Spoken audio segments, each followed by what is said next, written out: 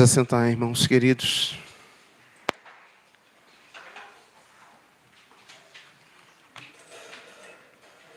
Salmo 40.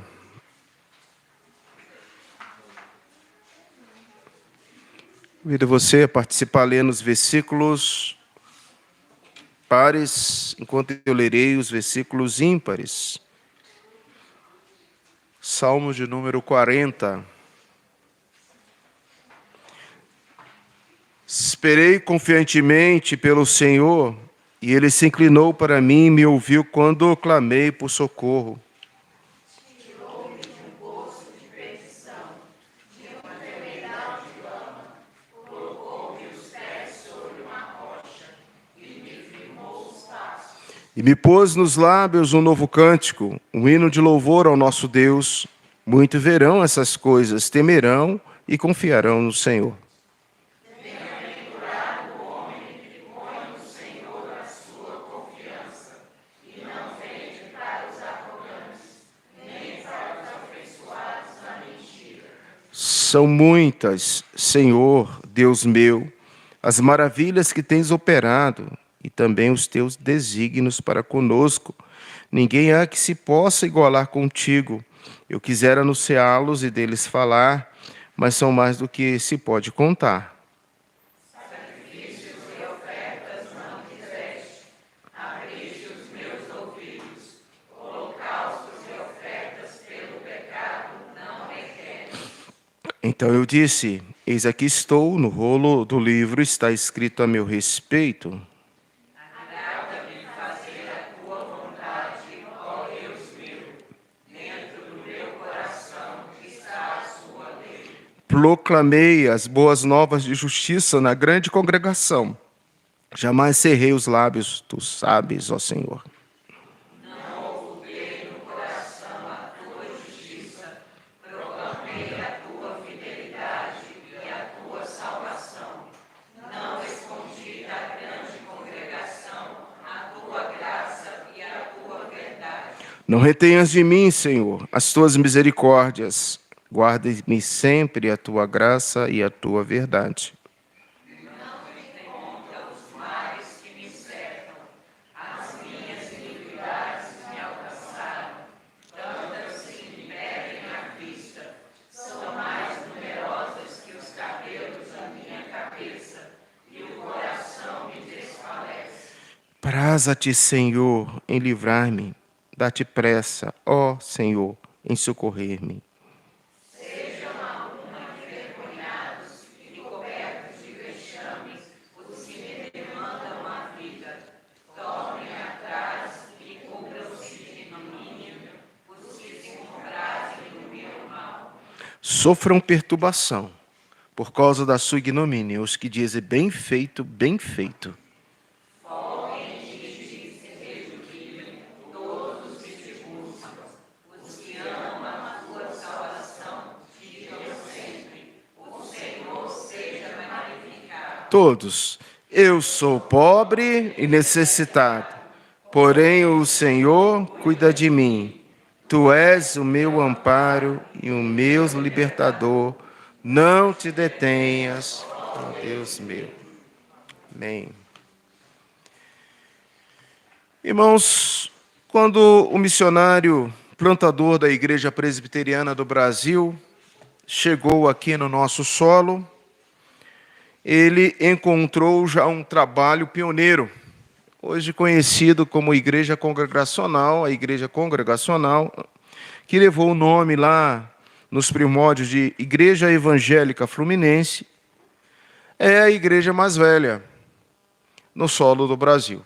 Então, Symington, ao chegar no Brasil, ele encontrou o Dr. Robert Ray Calley, um médico escocês que fazia um trabalho missionário independente. Eles vieram como nome da Igreja Congregacional Americana. Havia também, naquele período em que Symington chegou, pastores que vieram acompanhando imigrantes europeus. Esses pastores, entretanto, se limitavam a dar somente assistência espiritual aos integrantes europeus. Porém, o reverendo Symington, o missionário Symington, foi o primeiro missionário enviado ao Brasil com o objetivo de evangelizar os brasileiros. Está na história. Os missionários de outras denominações só chegaram bem mais tarde. Inclusive os batistas que querem reivindicar, ou alguns deles reivindicam a primazia em solo brasileiro. Inclusive os batistas chegaram depois do reverendo Archibald Green Simon.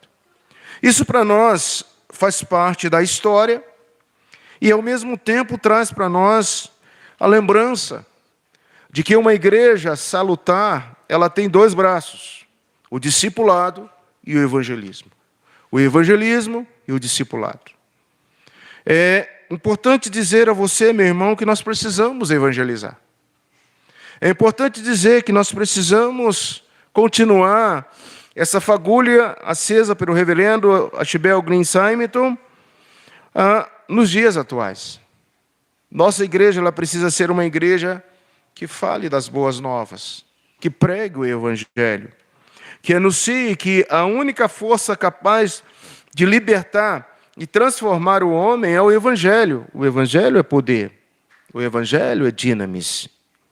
Quando eu olho para o 40º capítulo dos Salmos, eu fico a pensar nessa oração, que é uma oração de livramento. E naquilo que o salmista, de uma maneira clara, demonstrava a graça de Deus e o seu poder em livrá-lo. Sim, esse salmo é um salmo de livramento. Ao perceber que Davi havia sido tirado do lamaçal do pecado e agora fora firmado sobre a rocha os seus pés, percebe-se que a certeza do livramento divino é a esperança que os crentes têm nas promessas de Deus, ou como uma alusão a Cristo, que é o fundamento da igreja. Cristo é o fundamento da igreja, é a pedra angular. Cristo é a rocha principal. Ao realizarmos aqui o louvor em que Davi demonstra cantando ou orando, mostra não só a gratidão que ele havia no seu coração, como representa também a nossa gratidão, a gratidão da humanidade pelo resgate poderoso de Deus. Deus nos resgatou e firmou os nossos pés sobre a rocha. Ao realizarmos sacrifícios imitando a Cristo, conforme Hebreus capítulo 10 nos ensina, que essas são as palavras de Cristo, mostrado que agora não mais existe um sacrifício externo. Porém, o que existe é o exemplo de Cristo, Cristo revelado. E a lei agora é a lei do Espírito. A lei é cumprida nos nossos corações, a lei é fixada por Deus, não como meras ofertas externas, mas Deus nos chama a termos um coração quebrantado e contrito. Deixa isso bem explícito para fixar em silêncio sobre a sua justiça, verdade, salvação, bondade de Deus na grande congregação entre as miríades, as multidões que viriam. O salmo começa então como um ato de gratidão pelo livramento do Senhor. E é isso que nós vamos meditar nessa manhã. Dentro do meu coração está a tua lei. Observe a declaração no versículo de número 8, que é o nosso tema nessa manhã. Agrada-me fazer a tua vontade, ó Deus meu. Dentro do meu coração está a tua lei. Eu quero que você pense nessa afirmação. A grandeza de ter a certeza que dentro do nosso coração está gravado, está cunhado a lei do Senhor. O Senhor colocou dentro do nosso coração a tua lei, a tua revelação. E se a gente pudéssemos ampliar mais um pouco, porque aqui nós estamos no Velho Testamento, e era a lei que representava a revelação especial para eles, isto é, não só Moisés, mas também os profetas. Você pode colocar, pois estamos no Novo Testamento já, a tua graça. Dentro do meu coração está a tua graça. Graça, que é sinônimo de lei, completa a lei, amplie a lei, porque nós sabemos que o favor imerecido, o dom gratuito de Deus, o trabalho de Deus para todos nós é amplo, é completo e está dentro do nosso coração. O que está dentro do seu coração nessa manhã? É possível, irmãos, que dentro do nosso coração estejam muitas coisas. O que está dentro do seu coração? É possível que dentro do seu coração possa ter gratidão. E eu espero do fundo do meu coração, é um termo redundante, que dentro do teu coração esteja a gratidão. Mas é possível que dentro do seu coração esteja o oposto da gratidão, a ingratidão.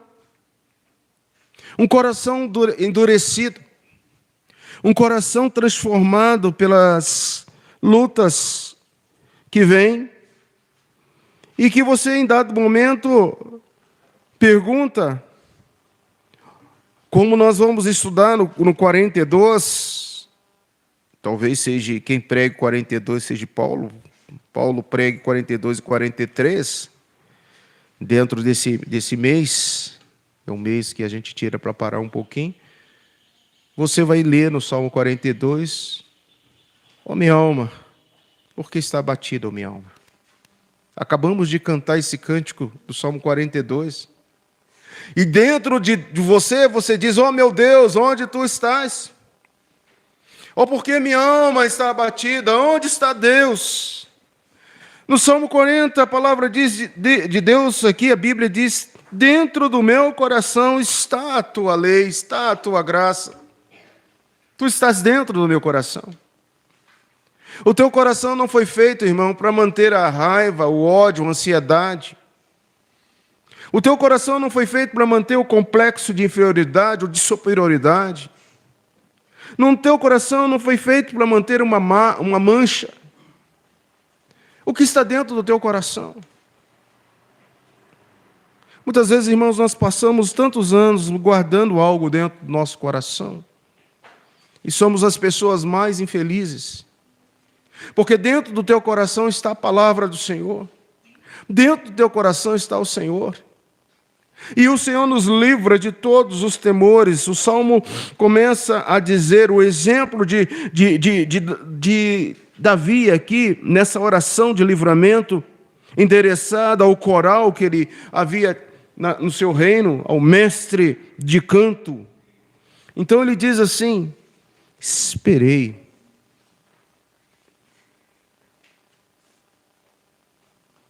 E nós sabemos bem o que é esperar. Parece que nunca chega a hora. Aquele que espera, sabe que é difícil esperar. Então, dentro do teu coração está a lei, para que você possa esperar. O que está dentro do seu coração? O desespero? A ansiedade? Não. Dentro do meu coração está a lei do Senhor para que eu possa aprender a esperar. Você já parou para perceber que tudo na vida precisa de espera? Não é num time, no tempo que eu quero.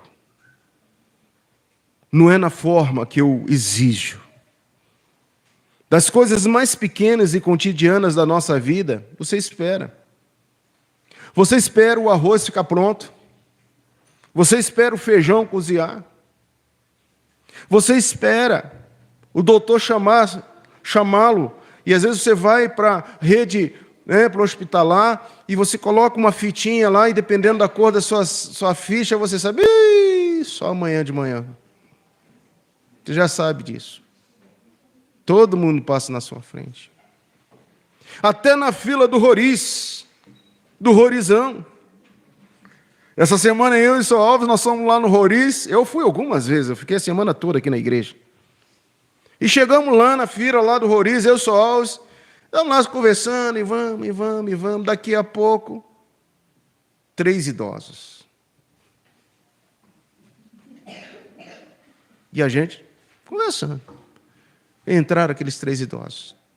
Daqui a pouco, mais 4 idosos. Até na fila do horroriz, você tem que esperar. Até que chegou a hora da gente avançar, a gente foi. Esperar não é fácil. Está dentro do seu coração a palavra de Deus para que você possa aprender a esperar. Esperar. Mas não é um esperar de qualquer forma. Davi, ele fala assim, ó, dentro do teu coração está a graça, está a lei, está a palavra, está o Senhor Jesus Cristo, está o Espírito Santo, para que você possa aprender a esperar. Mas esperar de que forma? Observe o texto. Confiantemente. Se esperar é difícil, e confiar? Sempre que eu penso nesse verbo confiar, eu fico lembrando de uma ilustração que você já ouviu e que você sabe.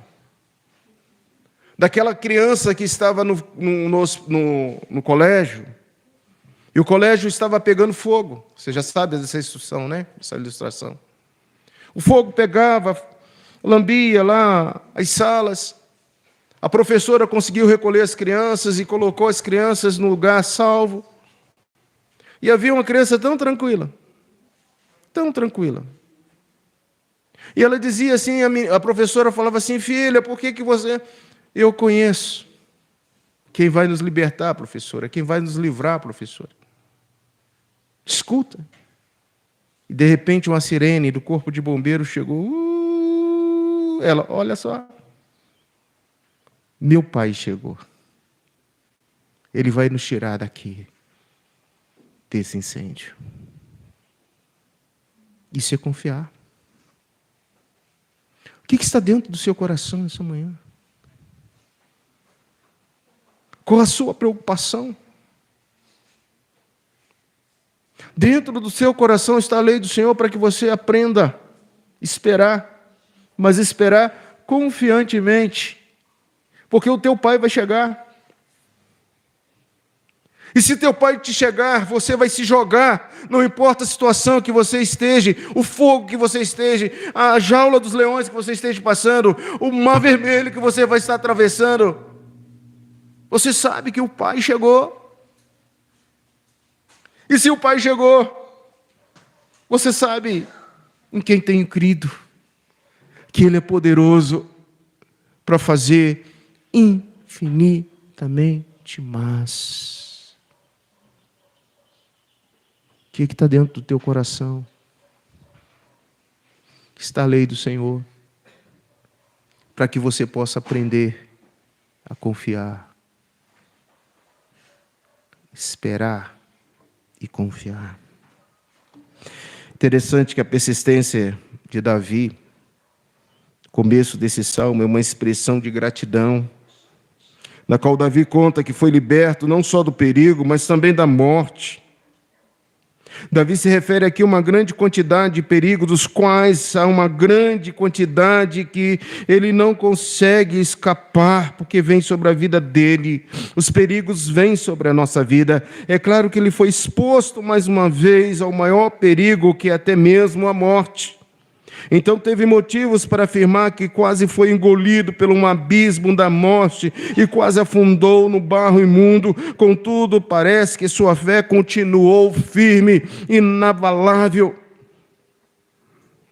Ele não relata meramente o que esperou, mas ao repetir a mesma frase, ele mostra que viu por muito pouco tempo em suspense a ansiedade. Então, na medida em que a sua aprovação foi prolongada, a prova de sua fé se tornou ainda mais evidente, pois ele suportou a demora com calma e serenidade. Calma e serenidade. O que está acontecendo dentro do seu coração? Qual o impacto da graça? Será que ela tem produzido calma e serenidade? Calma. Meu pai vai chegar. Verso 2, você pode observar. Havia uma sepultura terrível. A lama não representa nada além dos nossos pecados, transgressões e maldades. A tirania do diabo, a morte e todas as desgraças humanas, quando isso lemos lá em Zacarias, por causa do sangue da tua aliança, tirei os teus cativos da cova em que não havia água. Isso significa que o Filho de Deus se esvaziou-se de sua divindade e assumiu a forma de servo, tornou-se humano e por meio do seu sofrimento e morte, tirou-nos do inferno, redimiu da morte e salvou-nos de toda a lama do pecado.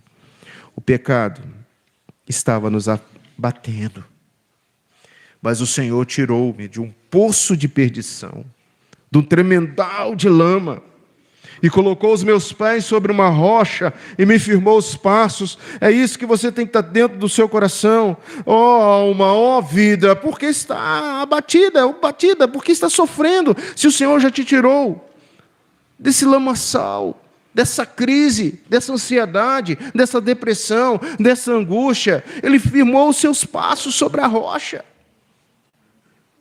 O que está dentro do teu coração? Verso 3, irmãos. Uma nova canção agora. É preciso cantar ao Senhor. E me pôs num novo cântico, um hino de louvor ao nosso Deus. Muitos virão estas coisas, temerão e confiarão no Senhor. Irmãos, eu quero que você coloque essa palavra doxologia no seu coração desde agora. Porque logo mais nós vamos explorar muito essa palavra doxologia. Você sabe o que significa doxologia? Dox é glória, logia é estudo. É o estudo da glória a Deus. Nós vivemos para a glória a Deus. Uma glória excelsa, uma glória magna, uma glória esplêndida. Essa é a nossa vida. O crente deve fazer a sua doxologia ao Senhor. Não é só o profeta Judas, o apóstolo Judas, não é só os profetas do Velho Testamento, não é só Davi que fazia doxologia, mas eu quero que você faça ainda hoje uma doxologia pessoal. Quando eu devo fazer uma doxologia, pastor? Em todos os instantes. Você pode fazer uma doxologia. Daqui a pouco você vai almoçar. Na hora do almoço, em vez de resmungar, você vai fazer uma doxologia ao Senhor. Grande é o Senhor que tem me dado o arroz, o feijão, a carninha. Grande é o Senhor que tem me dado uma família para que eu possa almoçar conjuntamente. Você vai levantar amanhã cedo, bem cedo, para o seu trabalho. Oh, se eu descobrisse quem inventou a segunda, né? Quantas e quantas vezes já ouvi isso? Eu pegava e matava quem inventou a segunda-feira. Não, agradeça a Deus, a sua semana está começando. Glória ao Senhor. Excelso é o Senhor. Majestoso é o Senhor que me permite recomeçar a minha semana. Deus, vai à minha frente, louvado seja, Senhor. Vai glorificando ao Senhor, vai exaltando ao Senhor, vai bendizendo ao Senhor. Porque foi por isso que você foi liberto. Para glorificar e adorar o Senhor. Logo mais nós vamos aprender muita coisa sobre doxologia. Você vê aqui Davi dizendo: e me pôs nos lábios o novo cântico. Uma canção para o Senhor. Aqui a graça da nova aliança é descrita pelo autor, pois um ser humano não dá a canção. Quem o faz é Deus, por meio da revelação, porque os crentes não são só aqueles que creem em seu coração, mas também confessam com suas bocas, meus lábios, com doçura, com ternor, com um cântico. Senhor, tirou a preocupação, tirou a dor, a ansiedade, o sofrimento do meu coração, porque a tua graça está dentro de mim. O que está dentro do teu coração? É a lei do Senhor, é a palavra do Senhor. Verso 4, verso 5. Esperei confiantemente, significa também não limitar a ação de Deus aos meios externos. Interessante que na reunião do sínodo, Essa semana, sexta-feira, lá na IPCG, estava eu, pastor Amós, presbítero Adalto, lá de Lusiana, conversando um pouquinho sobre as experiências de construir um templo. As experiências. Dado momento, o reverendo Amós contou algumas experiências que ele teve construindo igrejas. O Adalto contou a experiência da igreja de Lusiânia. E eu contei as experiências que nós já vivemos aqui. E o reverendo, então, disse assim, Amós, mas o Adalto, como não crer num Deus que é infinitamente mais do que pensamos, que Ele é? O problema é que dentro do seu coração está a limitação de Deus. Não limite a ação de Deus aos meios externos. Leia o verso 4, verso 5, você vai ver isso aí. Eu não vou ler e ficar lendo, porque eu não tenho tempo para isso. Eu tenho que terminar 10 horas. Enquanto alguns vivem em sofrimentos constantes por causa da sua própria ansiedade e tristeza, ou se abala com um sopro na menor brisa, outros se esforçam muito para fortalecer e preservar sua vida com recursos terrenos. Tudo isso é resultado da ignorância sobre a doutrina de que Deus domina todas as questões deste mundo segundo o seu próprio prazer e sua vontade. Só lhe dei glória, glória de Deus, soberania de Deus. Mas o que está dentro do meu coração é uma adversativa, uma partícula tão pequena que nós chamamos de si. Mas, porém, todavia, se, entre parênteses. Se. E o nosso debate lá no sínodo foi, sempre vai ter uma pessoa que vai dizer, ah, reverendo, e se, e se, e se, e se, é o crente do si. Dentro do seu coração está essa adversativa que vai contra Deus, que limita Deus.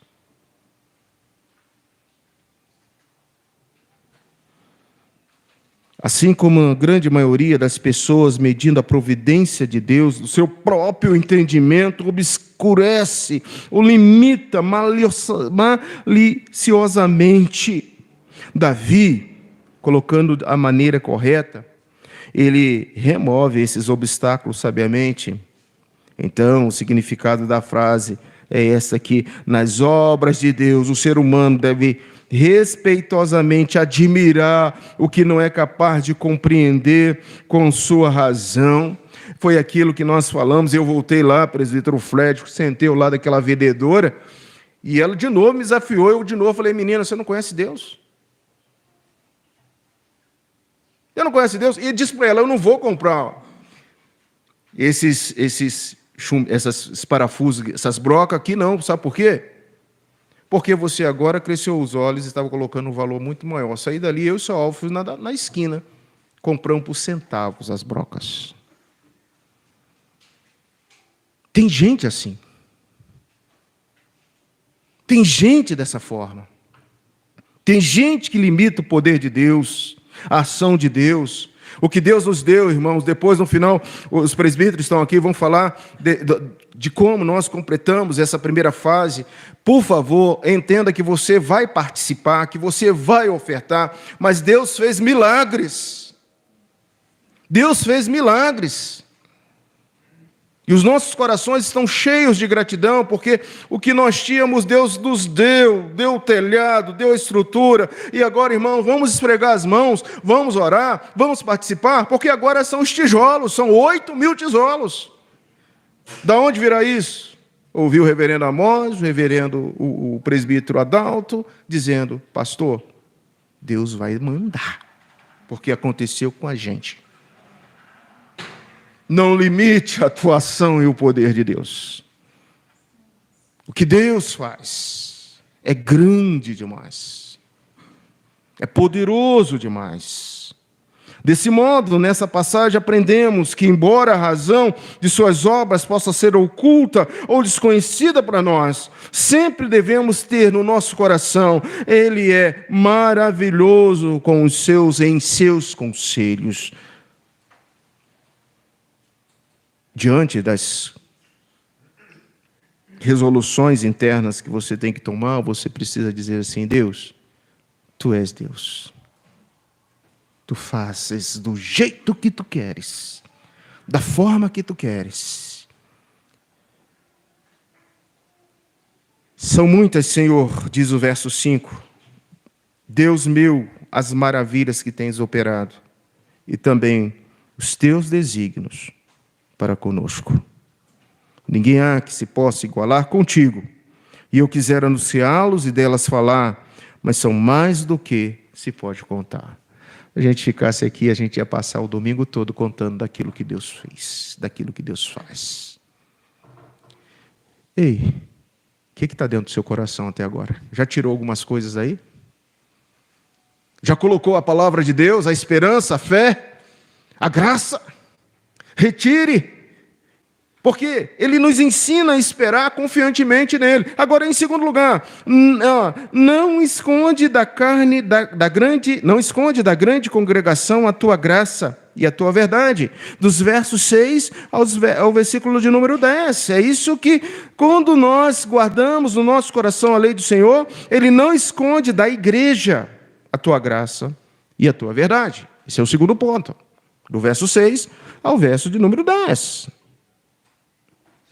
Verso 6, porque Deus fura as orelhas. Deixa eu falar para vocês, nós estamos já preparando a próxima série. Não vou dizer o livro, alguns já sabem, mas nós vamos falar muito desse aspecto da orelha furada. Da orelha furada. Porque Deus fura as orelhas? Para demonstrar a obediência. Perfuraste a minha orelha. Observe, isto é, abriste as minhas orelhas e o coração, para que eu pudesse ouvir a tua palavra, o teu desejo de obedecer. Ora, ele extrai essas palavras da lei, segundo cuja ordem os servos deveriam ter as orelhas furadas nas ombreiras de suas portas, como sinal de que não viviam mais sob o poder, mas devendo ser obedientes e atentos ao seu Senhor. É isso que Cristo fez. Ele furou as suas orelhas. Ele penetrou no seu coração, para que você possa entender a importância de obedecê-lo. Segundo aspecto, para ouvir a palavra. Davi tinha o objetivo de afirmar que Deus havia preparado os ouvidos, pois a fé vem primeiramente pelo ouvir. Veja que nosso treino nessa manhã é: o que está dentro do teu coração? O que está dentro do teu coração? O que está dentro do seu coração serve para testemunho, serve para a graça, serve para a verdade, serve para o crescimento da grande igreja. O que vai dentro do seu coração é para a edificação coletiva, é para que você possa alimentar a sua fé, para que você possa se edificar-se mutuamente, e isso vem pelo ouvido. Não adianta você ouvir aqui e sair por aqui. Porque eu vou ser sincero, irmãos, a mensagem entra aqui e sai aqui e não vai no coração. Ela não desce. Por que ela não desce? Ela aqui e aqui. Você sai com os mesmos traumas, com as mesmas fragilidades e às vezes até pior do que antes. Numa depressão, numa angústia, num desespero. Você não confia. Não espera e não confia. Você não obedece. Você não ouve a palavra de Deus.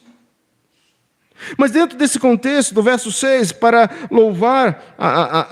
louvar a fé e a obediência, e ainda mais para expressar a interpretação pura da palavra, da lei, alguns acreditam usar que dessa forma Davi se refere à ordem da lei que lemos lá em Êxodo 21. Assim a lei expressa, mostra a doçura que recebemos e passamos a possuir pela graça do Espírito. É isso que a Bíblia, a palavra, a graça faz na nossa vida. Ela representa algo puro, algo que vem de Deus. Do verso 7 ao verso 10, não escondi da grande congregação a tua graça e a tua verdade, porque também é consolo e exortação. Uma coisa que eu preciso entender é que na oração de livramento, ou no cântico que ele enviou ao mestre, ao regente, ele coloca essa questão: o Senhor me exortou. Veja o que diz o verso 7. Então disse: eis aqui estou, no rolo do livro está escrito a meu respeito. Agrada-me fazer a tua vontade, ó Deus. Dentro do meu coração está a tua lei, que é o nosso tema dessa manhã. Proclamarei as boas novas de justiça na grande congregação, jamais fecharei, cerrarei os lábios. Tu sabes, Senhor, não ocultei no coração a tua justiça. Preguei, anunciei a tua fidelidade e a tua salvação. Não escondi da grande congregação a tua graça e a tua verdade. Se Deus faz algo, é para a igreja ver, perceber, glorificar, louvar, agradecer, e Deus perceber que a graça de Deus na sua vida contagia todos nós. Cura, nascimento de um bebê, realização de um projeto, salvação de um esposo, de um filho, conversão de alguém. Isso é graça. Isso serve para que a gente possa louvar e glorificar o Senhor cada vez mais. E por fim, meus irmãos, terceiro e último lugar, do verso 11 ao verso 17. Guardei no meu coração a tua lei, porém o Senhor cuida de mim. Verso 11 ao verso 17, quem é que cuida de você? É o Senhor. Como é que está o seu coração aí? Deus está respondendo algo para você nesse momento? Está removendo essas entranhas? Está tirando a poeira que você chegou aqui dentro do seu coração? Pastor, eu estou tão assim, em nome do Senhor Jesus. Olha para o texto, está no seu coração a palavra, Jesus está no seu coração, Jesus está na sua vida, está dentro de você, porque em terceiro e último lugar, o Senhor cuida de você. O Senhor cuida de mim. O Senhor não limita a sua misericórdia, atormentados no coração. O salmista amplifica a grandeza da bondade de Deus e aponta para a grande quantidade de males dos quais Deus o libertou. Assim rodearam-nos mais de uma vez, de modo que, segundo o julgamento da carne, parecia impossível escapar, mesmo que ele conseguisse sair. Uma desgraça, a outra, ainda mais séria, o ameaçaria e venceria imediatamente. E quando os inimigos externos pararam de se irar rapidamente, muitos pecados pesados perturbavam a sua consciência, bem como pecados de seus filhos que ele não era capaz de prever. Pois desse modo o Senhor tinha decidido provar seu famoso amigo como exemplo a todos os crentes, para que ele fosse um tipo de Cristo, ou o Senhor que suportou coisas maiores, até mesmo a cruz da morte, em favor dos seus eleitos. Então essas coisas vêm sobre a sua vida para que você possa ser um discípulo de Jesus. Está demorando muito, Senhor. Eu estou muito angustiado. Calma. Calma, Jesus sofreu muito mais do que isso. Se aguenta mais um pouquinho. Você vai vencer. Em Cristo você vai vencer. Deus punirá os nossos inimigos.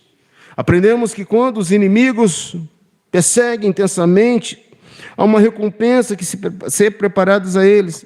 Bem-aventurados, lembra Jesus falando, bem-aventurados sois, quando por minha causa vos perseguirem, injuriarem, e mentindo dizerem todo mal contra vós. Alegrai-vos, porque grande é o vosso galardão nos céus. Mateus capítulo 5, finalzinho do Sermão da Montanha, primeiro bloco. Que coisa maravilhosa saber que o Senhor cuida da gente. Agora eu peço a você que tem a lei do Senhor dentro do seu coração. Compartilhe a alegria e a misericórdia de Deus. Amados, com toda a misericórdia, cada crente, ao passar por uma provação, ele demonstra gratidão a Deus que lhe deu a vitória. Foi pela misericórdia do Senhor. Lembra daquele versículo? As misericórdias do Senhor são as causas de não sermos consumidos.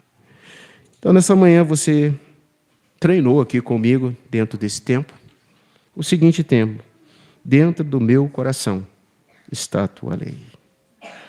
Dentro do meu coração está a tua lei. Em primeiro lugar, porque esperarei confiantemente no Senhor. Em segundo lugar, não escondi da grande congregação a tua graça e a tua verdade. E em terceiro lugar, o Senhor cuida de mim.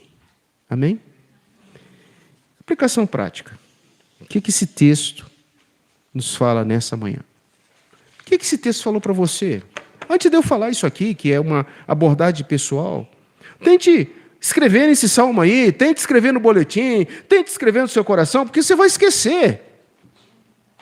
Eu tenho certeza que provavelmente até logo mais, muitas coisas que você está ouvindo aqui agora, você vai esquecer. Mas o Dr. Valdir Carvalho Luz, meu grande mestre, que já está com o Senhor Jesus Cristo, ele falava assim: um homem deve ter no bolso uma caneta.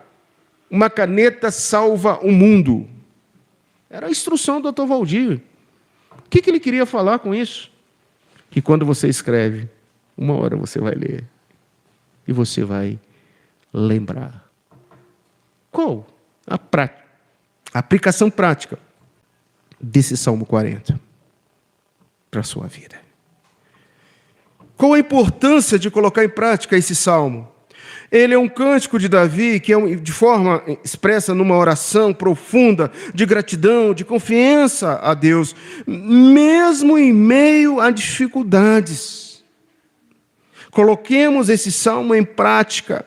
Você terás grande crescimento espiritual e emocional. Sua vida não é regida só pelas emoções. Meu pastor querido, meu problema é que meu emocional, minha mente. Não, seu problema não é seu emocional, sua mente. Você tem que colocar no seu coração Deus. Porque Deus cuida do seu emocional, do seu psicológico. Deus cuida de você porque Ele te ama. Então, irmãos, em primeiro lugar, confie em Deus na espera. Confie em Deus na espera. Esperei com paciência no Senhor e Ele inclinou para mim e me ouviu o meu clamor. Pare de dizer assim: Senhor, já estou cansado de orar. Eu estou cansada de esperar. Não aguento mais. Um pastor pentecostal lá no Rio de Janeiro, que ele diz assim: se você quer dar uma ajudinha para Deus, você vai para o fim da fila. Às vezes a bênção está quase chegando. A bênção está quase chegando. Aí você se mete em dar uma ajudinha para Deus. Quer saber de uma coisa? Eu vou fazer isso mesmo. Seu coração está propício para isso. E aí aquele pastor lá da Dinilópolis, ele diz assim: vai começar tudo de novo. Você vai esperar o dobro do dobro. Você já aprendeu a esperar confiantemente no Senhor? Segundo, gratidão. Gratidão pela libertação. O Salmo fala de alguém que foi tirado de um poço de perdição e colocado sobre uma rocha firme. Reconhecer e agradecer pelas vitórias recebidas aproxima mais de Deus. Obrigado, Senhor. Obrigado, Senhor. Porque o Senhor tem nos dado infinitamente mais do que nós esperamos. O Senhor tem nos provido. E por fim, irmãos, testemunho e evangelização. Muitos verão isso e temerão. E confiarão no Senhor. Verso 3. Verão na sua vida. Confiarão. Você imagine 3 pastores conversando sobre o que Deus fez em construção de obras. Se você quiser conversar comigo sobre a construção dessa obra, você vai ver o que Deus já fez. Eu sou Alves, presbítero Fred, presbítero Paulo. A gente está vendo isso de perto, acompanhando isso de perto. Agora não é só aqui em Santa Maria, não. Essa é a 3ª igreja que Deus me permite construir. E ver a obra dele e a atuação dele. A minha filha era tão pequena, Thalita, e ela orava assim: Papai do céu, Bem criança, papai do céu. Ela falava assim, papai do céu, manda trabalhadores para trocar o telhado da igreja. A igreja de Valença. Uma igreja neogótica, uma construção linda, que as paredes estavam tudo dissolvendo assim, porque era urucum e barro, as pinturas. Você via o risco da água descendo assim, você estava dentro de uma igreja, de repente estava chovendo na cabeça dos irmãos. Sabe quantos irmãos? 30 irmãos. 30 irmãos. Irmão, não limita aquilo que Deus quer fazer, não, na sua vida, não. Você precisa ser crente. Deixa de ser Tomé. Seja crente. Muitos verão isso. Temerão. Quando a gente começou a levantar esse esqueleto aí, a gente contava as pessoas que passavam olhando para aqui. E um dia um senhorzinho que viu construir essa igreja aqui, nos primórdios ele parou e falou assim, pastor, eu vi nascer essa igreja. Falei, é mesmo? E qual é a igreja do senhor? Assembleia de Deus, ele mora aqui na esquina aqui. Ah, e tem inclusive uns irmãos que estão frequentando a sua igreja aí, que eu conheci lá da 100, viu? Eu falei, é mesmo? Aí logo pensei no Fred. Lá da 100, isso aqui lá e tal. Pastor, agora eu vou visitar essa igreja. Agora o senhor vai visitar essa igreja? Eu não plotei a conversa não, mas eu fiquei pensando com meus botões. Agora esse homem vai visitar essa igreja. Agora eu vou visitar essa igreja. O que é isso? Faça a sua conclusão aí, pessoal. Deus nos abençoe. Vamos orar?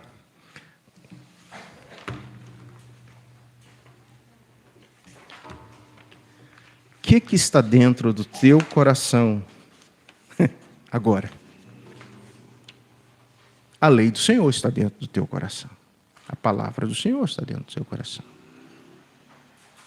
Descanse nele. Confia nele. Deus cuida de você. Deus cuida de mim. Deus cuida de mim. Obrigado, Senhor. Porque essa palavra nos renova. Porque essa palavra nos renovou a ter convicção e certeza de que podemos aprender a esperar confiantemente. Podemos ser um elo de edificação para a tua igreja. Podemos entender que o Senhor cuida de cada detalhe da nossa vida. Você é cuidado e amado por Deus. E Ele te livra das armadilhas do diabo. Em nome de Jesus. Amém.